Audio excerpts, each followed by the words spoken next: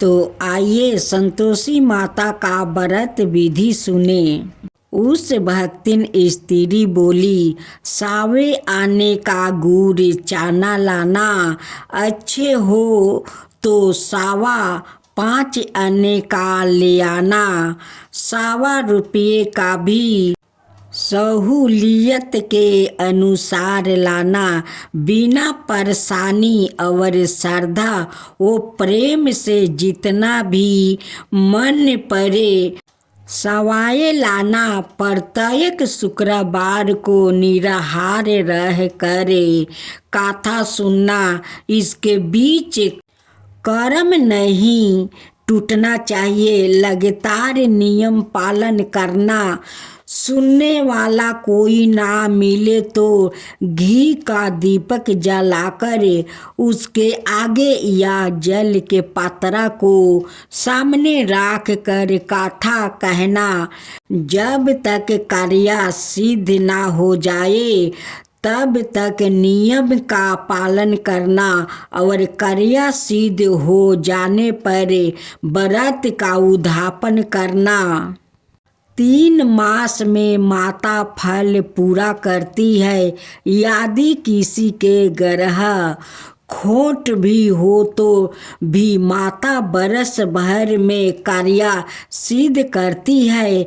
फल सिद्धि होने पर उद्यापन करना चाहिए, बीच में नहीं। उद्यापन में 2.5 सेर आटा का खाजा और इसी परिमाण से खीर और चने का साग करना। 8 लड़कों को भोजन कराना।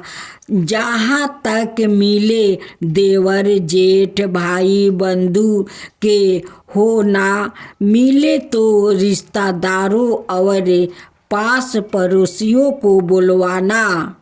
उन्हें भोजन करवाकर यथा शक्ति दक्षिणा दे माता का नियम पूरा करना। उस दिन घर में खटाई ना खाना। यह सुन बुढ़िया के लड़के की बहू चल दी। व्रत का पारण करना और माँ संतोषी का दर्शन देना। रास्ते में लकड़ी के बोझ को बेच दिया और उन पैसों से गुड़ चाना ले माता के व्रत की तैयारी कर आगे चली और सामने मंदिर देख कर पूछने लगी, यह मंदिर किसका है? सब कहने लगे, संतोषी माता का मंदिर है।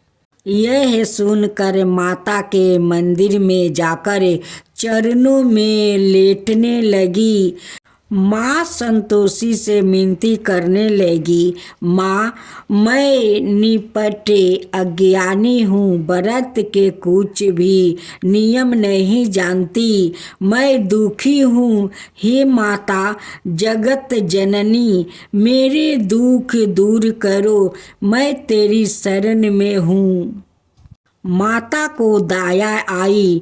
एक शुक्रवार बीता कि दूसरों को उसके पति का पत्र आया और तीसरे शुक्रवार को उसका भेजा हुआ पैसा आ पहुंचा। यह देखे जेठ जेठानी मुँह से कुराने लगे, लड़के ताने देने लगे। काकी के पास पत्र आने लगे, रुपया आने लगे। अब तो काकी की खातिर बढ़ेगी। बेचारी सरलता से कहती है, मैया कागज आवे रुपया आवे, हम सब के लिए अच्छा है। ऐसा कह कर आँखों में आंसू भर कर संतोषी माता के मंदिर में आ माँ तेश्वरी के चरणों में गिर कर रोने लगी। माँ मैंने तुमसे पैसा कब मांगा है? मुझे पैसा से क्या काम है, मुझे तो अपना सुहाग से काम है। मैं तो आपसे स्वामी के दर्शन मांगती हूँ। तब माता ने प्रसन्न होकर कहा, जा बेटी, तेरा स्वामी आएगा। यह सुनकर खुशी से बावली होकर घर में जाकर काम करने लगी। अब संतोषी माँ विचार करने लगी, इस भोली पुत्री को मैंने कह तो दिया कि तेरा पति आएगा, लेकिन कैसे? वो तो इसे सपने में भी याद नहीं करता। उसे याद दिलाने को मुझे ही जाना पड़ेगा। इस तरह माताजी उस बुढ़िया के बेटे के पास जा सपने में प्रकट हो कहने लगी, साहूकार के बेटे सो रहा है या जागता है? वो कहने लगा, माता सोता भी नहीं जागता भी नहीं हूँ, कहो क्या आज्ञा है? माँ कहने लगी, तेरे घर पर कुछ है कि नहीं? वो बोला, मेरा पास सब कुछ है, माँ बाप है, बहू है, क्या कमी है? माँ बोली, भोले पुत्री तेरी बहू घोर कष्ट उठा रही है, तेरे माँ बाप उसे परेशानी दे रहे हैं, वो तेरे लिए तरस रही है, तू उसकी सुध ले। ओ बोला, हाँ माताजी, यह तो मालूम है, परंतु जाऊं तो कैसे? परदेश की बात है, लेन देन का कोई हिसाब नहीं, कोई जाने का रास्ता नहीं आता है, कैसे चला जाऊं? माँ कहने लगी, मेरी बात माने। सवेरे नहा धोआकर संतोषी माता का नाम ले, घी का दीपक जला, दंडवत कर दुकान पर जा बैठा।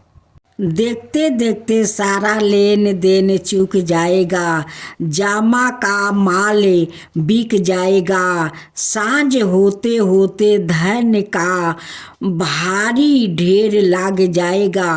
अब बुढ़िया की बात मान कर वो नहा धोआकर संतोषी माता को दंडवत घी का दीपक जलाकर दुकान पर जा बैठा।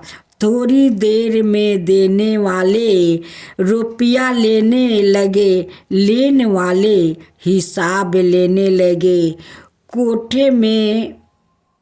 कोठे में भरे सामान के खरीदारी नगद दाम से सौदा करने लगे। शाम तक धन का भारी ढेर लग गया।